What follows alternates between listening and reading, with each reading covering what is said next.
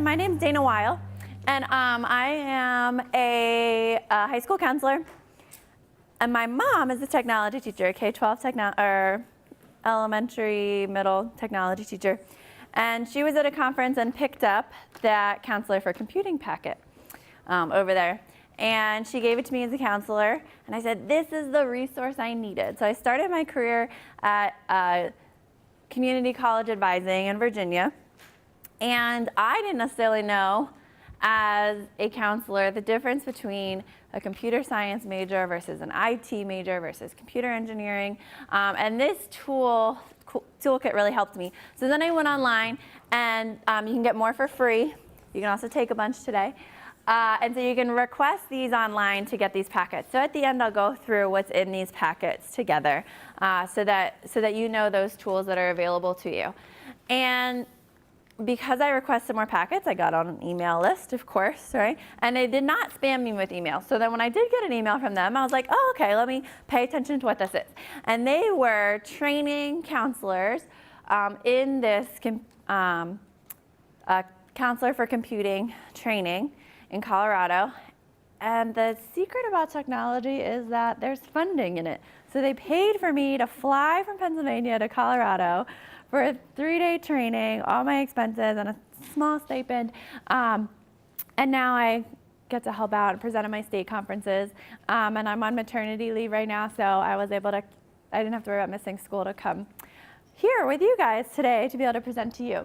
So where is the money coming from for this? Like, why is there money in technology? Well, anybody know what Merck is? Anybody heard that company before? They're a pharmaceutical, pharmaceutical company. Why would a pharmaceutical company care about computer science? That they're making, right? Keep track of all the money they're making. Yeah. All the research that they're doing on their medication. Yes, all the research that they're doing. Their labs are automated. Their production lines are automated. Mm-hmm. The pharmacies that they sell to are automated. Yeah. Yep. Uh-huh. And with I'm like, all of a sudden you're saying that in terms of automated, like, I get my regular prescriptions in the mail, and it's just going to be one day that Amazon's already in big cities doing same-day delivery. Are they going to do the same thing with our, pharmaceuticals one day? Mm-hmm. You're going to order on an app, so there's probably someone designing an app. Yep, same with Coca-Cola, right? Same thing. Everything's being automated. So these companies came together, and they are funding Counselors for Computing because someone remembered that it's in the field of technology that we also have a role and influence, which is great. So the National Center for Women in Information Technology, our goal is to train counselors. Well, there's more than just the counselor component. We're just one piece of it. It's to train counselors to help encourage people into computer science across the level, as well as increase the advocacy in our schools for this. Okay. So we're going to touch a little bit on what is computer science, a little bit more about what's happening in Oklahoma, and you guys tell me as well, and let's dissect some of that. And then again, why does this matter to school counselors? And we're going to play around with the VR headsets and the packets and information. Okay. So we're going to watch a few minutes of this. It's going to touch on a few other things. So this is a video that you can use with your students, and I'm not going to show all 5 minutes of it. What do you think so far what we've seen was most interesting to you about the way technology is changing? Everything. Which one stuck out as most interesting to you? The lettuce bot. Yeah. Another one. Yeah, the spin the cup. So when I do this with counselors, often the medical one is the one that people deem most interesting. And kids, a lot of times the lettuce spot. And I assure, like, Oklahoma has a big agricultural industry as well as Pennsylvania. Our students, there's a trend right now. The dairy industry is really big in Lancaster, and it's struggling. And so there's a lot of conversation about the role that technology plays in that as well. So this is just a video that you can use and debrief the same thing. What's the most interesting to you? Which ones impact your daily life? So computer science is that we watched a little, it was in this video that we watched in the keynote, is basically just posing a problem with using a computer to solve it. So technically, when we Google something or when we are trying to figure out where to get somewhere, we are engaging with computer science, saying, I need to get from here to there. That's my problem. I don't know how to get there. And we're using a computer to get us there. Of new job creation, computing is the growing industry of new job creation. It's twice the rate of other jobs. And like I said earlier, only 50% are actually in the traditional tech field. And the other 50% are out in industries like Coca-Cola and Merck and all sorts of things. Lifetime earnings of a computer science bachelor's degree versus other bachelor's degree. And I actually use this slide with students when we talk about computer science as well, because it's really startling to look at. Now, we all hear about STEM. You know, a lot of people say, oh, we've been talking about STEM for a really long time. But this is more than just STEM. A lot of students that are going to go into engineering or mathematics are going to end up doing computer science. So how many people have, like, I know tons of people with electrical engineering degrees, and what they're doing now is computer architecture or computer design. My brother-in-law has a degree in mathematics. What is he doing? He's doing computer science with that degree. So all these kind of STEM fields are more and more lining back up with computer science. And if a student can get some of that exposure earlier, it'll be easier later. So I ran into someone that was in their master's degree in engineering, and he's teaching himself the coding language Python. And yes, he has a problem solving to teach himself this as a master's level engineering student, but if he had learned it earlier, then he'd really be able to focus on the problem at hand and not necessarily have to spend so much time now learning how to code it on his own. Same with my friend who's a biologist and in her doctoral degree for biology. She's having to teach herself, and she has the problem solving skills to kind of teach herself some of it, but if she had learned it earlier, she could have focused more on the task at hand and her research and not necessarily need to spend as much time trying to learn the language. Okay.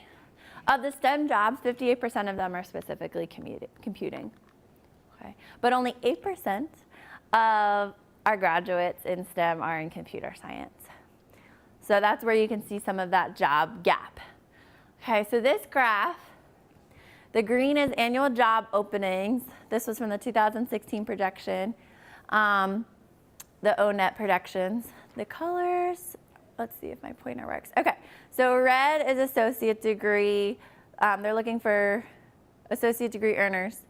This is bachelor degree earners, master's degree earners, doctoral degree earners, and then total job expectancy. Okay. And of course, we include our social sciences in this, so our psychology, things like that. So a lot of these people earning degrees are going to end up being this mathematics, engineering, are actually going to end up doing a lot of these computer and information science jobs. So now we break it down by gender. The dots are women that are earning these degrees versus men earning these degrees. The most. Okay. I actually saw one of the universities out in Denver was actually specifically designing resources to recruit girls in psychology and in biology. Okay, we look at the biology, psychology, to pick up a computer science minor.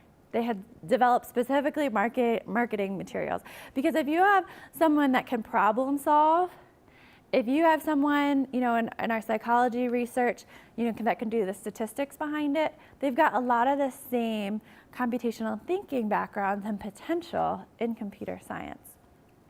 One of the slides I don't think I have up here, but is looking at AP data. And looking at the number of girls taking the AP computer science courses versus AP calc courses.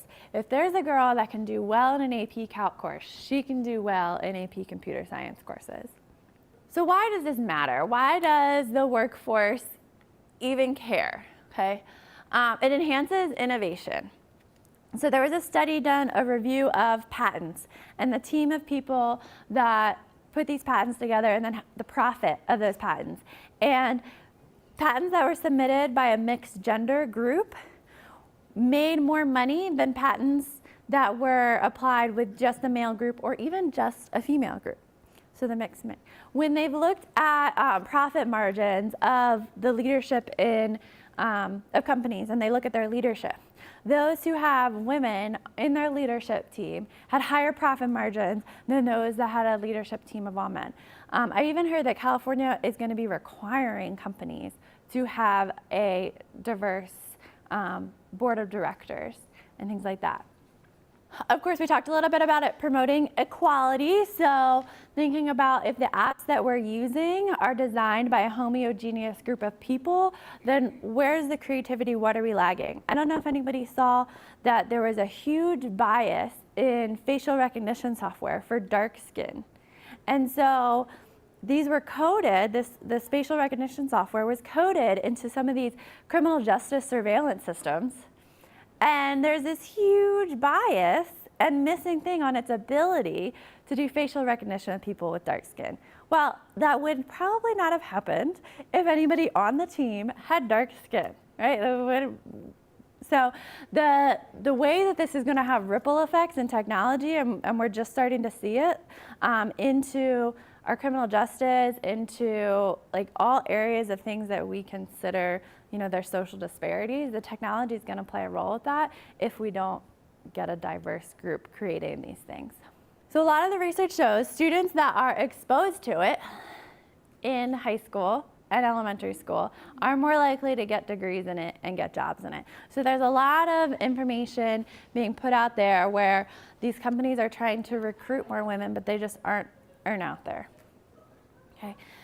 Now, does anybody have AP Computer Science in their high schools? Is anybody a high school counselor? You do. Do you know which test you have, like which class you have?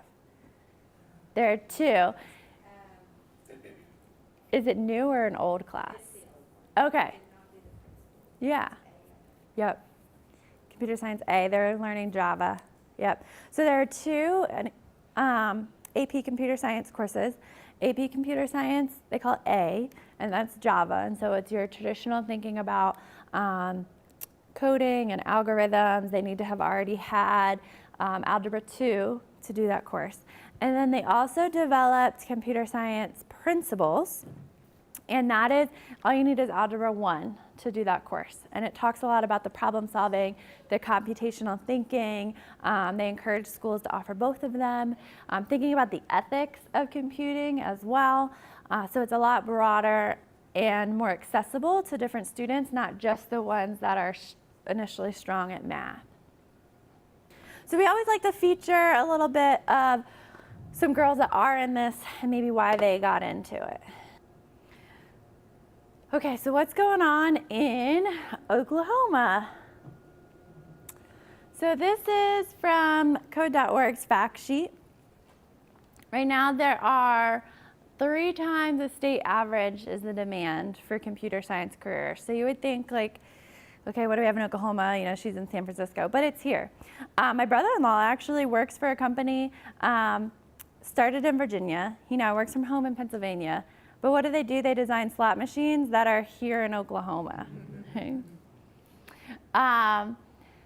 You have almost 450 computer science grads, okay? But there's no designated state funding at the time for computer science. You don't require every high school, which is fine, but there is curriculum standards, and I heard that they're reworking them. So there are standards for, if you don't already offer it in your school, that your administrators can use when developing this with teachers. Oh, we do have our AP stats for this area, okay? So 10% of the schools teach AP Computer Science. 363 took it.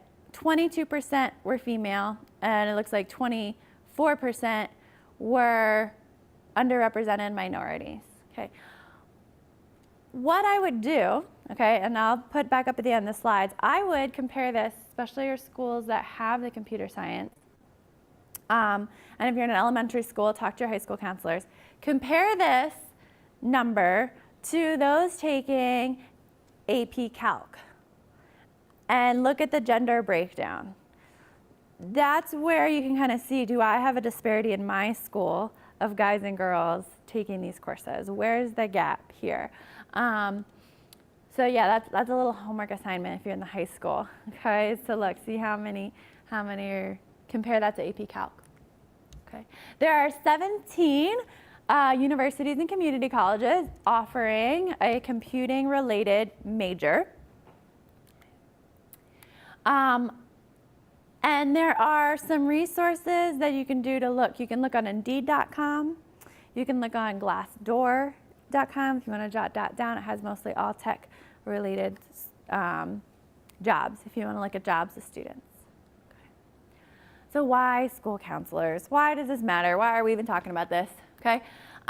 We do academic advising. That's where this comes in play. We do career education. So starting, especially elementary school, starting at a young age, using some of these resources and videos to educate students more than just Mark Zuckerberg and Steve Jobs about computer science. You know, I was saying earlier, we've had to tweak our language to say, you know, like a police officer or a firefighter instead of a fireman and a policeman. Well, we need to do the same with coding and being intentional about who are we holding up as the pillars of this field. What are the examples we're using? We also have that unique role in the building where we're doing family collaboration. So we have some resources in your packet for engaging families in this. When they've done a survey of parents, lots of parents want their kids to go into computer science. We also help advocate for equity. So I often advocate for including an inclusive, exposing this to an inclusive group. So our school said, oh, we need to bring more of this. Let's do an after-school program. Let's start with an after-school program. Well, we don't have after-school busing. So we're going to start, oh, well, we just need it. Yeah, but we're not starting in a place that's equitable and a place that really gives access to all of our students if we're starting it in an after-school program. We need to be starting it during our flex period where any student, even who doesn't have transportation, is able to access it. And so being a voice in those types of ways. So here are the factors that encourage involvement in computing careers and even in general our own careers. So being encouraged in it. So think about your own job. Did somebody tell you, oh, you're really good at working with people? You know, I had friends in high school, you're really good at giving advice, right? And at the time, that's what I thought counseling was, right? What's their perception of the career? Do they think it's just sitting there and looking at a screen all day? Do they think the career's out and about, get to move around? What do they actually think? Can they see themselves? Okay. And then the self-perception, is this something I would be good at? Has anybody else told me that I'm good at this? And then academic exposure. So I mentioned this earlier. If you're not exposed to it, how do you know if you're interested in it or not? And so as counselors, we can think about each of these areas and where can we have an influence? Anything popping up? Where can we have an influence here? Okay, do you have an example of one? Something that jumps out. Well, one thing I do, I'm a middle school counselor, and I at least try to organize the whole STEM stuff. Okay. So that way the math and science teachers can do the nitty-gritty. Yeah. You know, because that's math and science is not my background, but I can make sure that the meetings are set up, that the kids have been communicated to, Yeah. that this is going on, and I mean, you know, it seems kind of simple, but I think I do most of the work. Yeah, I understand to get that. the kids there and you Yeah. know, that sort of thing. So Yeah. sometimes it's just the communication part that gets missed. Yeah, if you do a Girls Who Code club, one of the girls mentioned that in the video, you can partner with someone in industry to maybe come in and organize, like lead the actual lessons that are provided. But yeah, as school counselors, we can be the one to invite them in, create the space for it. One of the first things I did after my counselor for computing training is I was already in charge of our career seminars. So when I did a career seminar on computer science, I had a panel of all women, because everybody can learn from women, and then the girls can see it for themselves. So I'm intentional about who I invite to do those things, and it's not something extra that I'm doing on my caseload. It was already my responsibility to do to do the career seminars. So I'm just coming at it from another lens and being intentional with that. We are one of the only professions in education that has this ethical standard for advocacy. Again, this is a social justice issue. We're supposed to help create systematic change and advocate for all students with an optimal learning environment. And so thinking about, do these students have the tools and resources they need to learn this? And there's tons of things that you can do computer science related that aren't on a computer. We also encourage students, so that aspect of encouragement, just saying, oh yeah, you would be good at this. I like the way you solve that problem. Just one little word of encouragement. Have you ever thought about computer science? You know, do the robot game and kind of observe the students' process, right, that we did during the keynote. Observe their own process and point out it to a few girls. Hey, you would be really good at this. So right now, boys receive more encouragement than girls. Teachers are more likely to tell them that they're good at that. Parents are, the media, what they see, you know, who's represented in these roles on TV shows and things like that. So we need some targeted work the other way to kind of balance it out. We also need to be aware of our own self-perception. So who says, well, I'm not good at technology, right? So many of us would say that, but we wouldn't say, oh, I'm not good at reading, right? We would never say that. We say, I'm not good at math. So we've been reframing our own language around it in terms of being careful with how we, especially as women, too, those of us that are women in the room, thinking about how we talk about ourselves in relation to technology and using some of our good reframing counseling strategies to say, okay, I'm not good at technology, but to say, oh, I'm still learning, or, you know, just tweak that. We all know how to reframe. Yeah. I was a math teacher before counseling. Uh-huh. I taught 8th calculus, but I would hear girls, or I would hear students in general say, oh, my dad was bad at math. I'm like, so what? It's not genetic. Yeah. That's not part of your genetics. That's a good thing. Yeah, computer science is not a part of your genetic code, but it is a part of your exposure. Yeah. So like I knew a teacher once that she teaches tech, and she's like, well, people will just get into it. You don't need to recruit girls. Well, when you talk to her more, her dad was a tech teacher. So it wasn't that she was, oh, I'm just interested in it. Like, no, you had very early exposure to it that you know, it's like a fish in water. You weren't even aware that you were exposed to it early. Yeah. So that career perception, we all want to be in this room, want to help people. That's why we became educators. Okay, so twisting that to thinking, how do you want to solve the world? Not what do you want to be, but what problem do you want to solve? And technology can help you solve that problem. Those that are interested in social work. Okay. In Lancaster County, we had computer software developed by like this outside company, and they were trying to look at when people entered the system. And when they did that, they wanted the data on when people entered the social services system. Well, when they asked the programmers, oh, can you pull out this data from our system, what did they do? They pulled out when they were entered into the computer, which someone who'd been receiving services since the 80s would have been entered into the computer, but got services way earlier. So that lapse of communication between what we need and those coding it versus if we were equipped and empowered to be able to do both things together, serve people and understand how the technology works. Okay. So I'm going to go through a little bit of what is probably in your packet.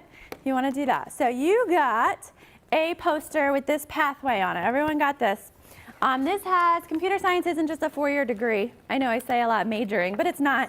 There's military pathways, there is university pathways, community college pathways. So you got that poster. Yep, come up and grab one. You got a random other poster. There's 3 of them, and I have more back at the table if you want to later. That you can put up around your school. You can grab more of them. This one is Life in Code. So it has like the ways that computer science touches and coding touches our everyday life. Fitbit, if you're wearing a Fitbit, the cash register and apps, creating anime, the art. One of my favorite ones, there's one in there that's CS plus X. So there's this phrase, CS plus X, X being whatever you're interested in. So you might have that poster in there too. Okay, and I have some more, so you take a look at that. You got a letter explaining what each of these things is in here. You got a Careers with Code magazine. This was put out by Google. It's also online.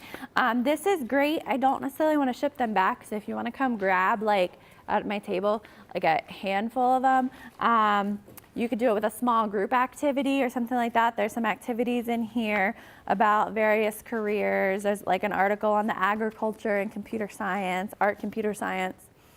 You got some cards on the pathways that have job data on the back. So it's that poster with projected job growth, annual salary, and how students want to think hourly salary.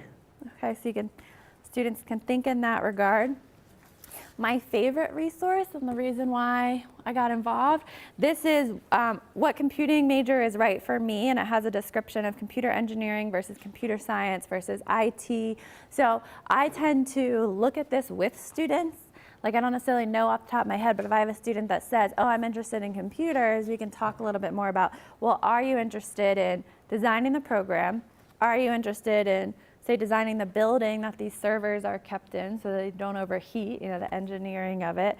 So you can kind of look at this together. You don't need to have everything off the top of your head. I pull out these cards with students and we look at them together. Okay. As we talk about the idea of encouragement and recognition and being encouraged, NC WIT also has a field called aspirations, and this is an award that 9th through 12th graders can apply for, so they can get the recognition and they get the award, as well as it then connects them with other women, a private Facebook group, partners with a mentor in their area, to encourage them to continue to grow and develop. They can also then apply for grant money to implement something. So often, like a girl in computer science can apply for some money to implement a summer program for middle schoolers. Like a high schooler could go down to a middle schooler and things like that. Then the other resource you have is the big problem of, do I see myself in computer science? So that's what these VR headsets are for. And I think we're just gonna finish up playing around with these VR headsets, okay? And what these are is you can use this one-on-one with students. If you have access to iPods or things like that, sorry, these are the same cards. You can use these. This is all about seeing yourself in computer science. You can get VR headsets. They don't have to be the Counselors for Computing VR headsets. You slide it out of the box, how these work, so I throw it around. And then there's a little film that you'll need to remove off of the glasses the first time you use it, so it's not all blurry. You open this up, and you'll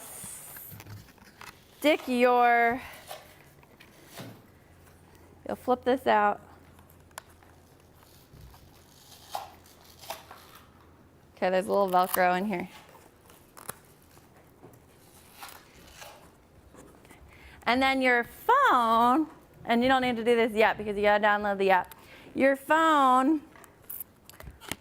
slides in here, and you now have a VR headset. Okay, and I'm gonna bring up the app and bring mine around. So we partnered with an organization to download the app. If you wanna do it now, you can scan this QR code, or there was a handout with this as well.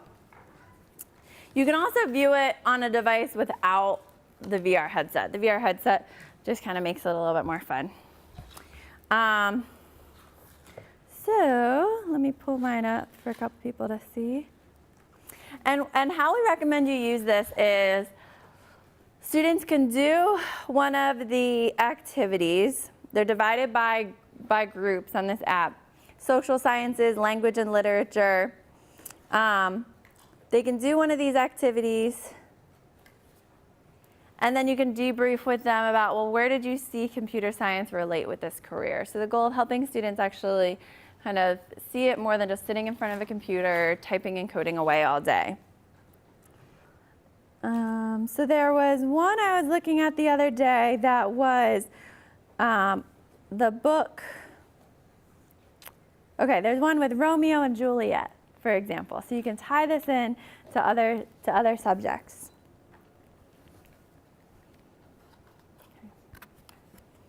So I'm loading Romeo and Juliet. Oh, it actually might be a little slow on me. Okay, we're gonna come back to this. I'm gonna do a couple other things while this loads.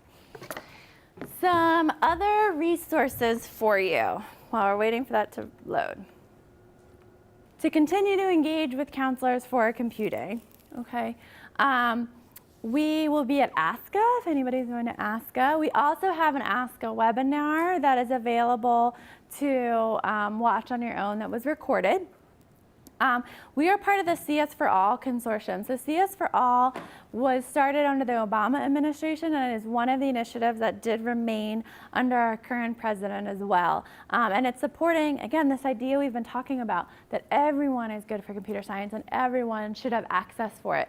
And on their website, csforall.org/members, you can look up in your region and see, and in your state, who in your area is involved in this consortium and what type of programs that they may provide to your school. And again, at the end, I'll put up the link to this webinar or this slideshow so you can click on them, go back to it. Okay. We talked about aspirations, so helping young women, encouraging them. The other program we have is Tecnolochicas. The smallest group is Latino women in computer science. So there's a specific program. A lot of the energy right now is targeted in large cities in New York and Miami and LA for now, trying to increase awareness of this field. Another cool resource that's not NCWIT's resource is Fab Femmes. You can research that and find women in your area in technology that have registered with that website saying we want to engage with schools, and it'll say like, well, I'll do just one as an example. And they'll say, okay, I'm willing to come to schools to do after school activities or come speak to students. Okay, so in Tulsa, Caitlin Tyndall, if you know any other women, have them register on this site, because there's probably way more, is in electrical engineering, and she's willing to come do an after-school visit. So you can look up your city and see who's registered, and if you know any alumni of your school, you can get engaged with that too. Okay. So we'll get this information through your. Like you can revisit this PowerPoint. Yep. Okay, let me see if my VR headset has loaded here on the Wi-Fi. Yes, okay, so Romeo and Juliet is a great example of spaces for storytelling, so using technology to tell stories. By following along with the scenes, students can easily recall events of the story and retell it with their own words. So the app shows up like this, and this is without the VR set activated. So they can just interact with this. Scene 1, falling in love, right? Now, if they want to use this with a VR headset, down here there's a little logo that has, it basically looks like the headset, okay? And place the phone in the headset, look around, and then there's a button, and all the button does is like touch the screen. So now it looks funky, and I'll pass this around. Once I put it in the VR headset,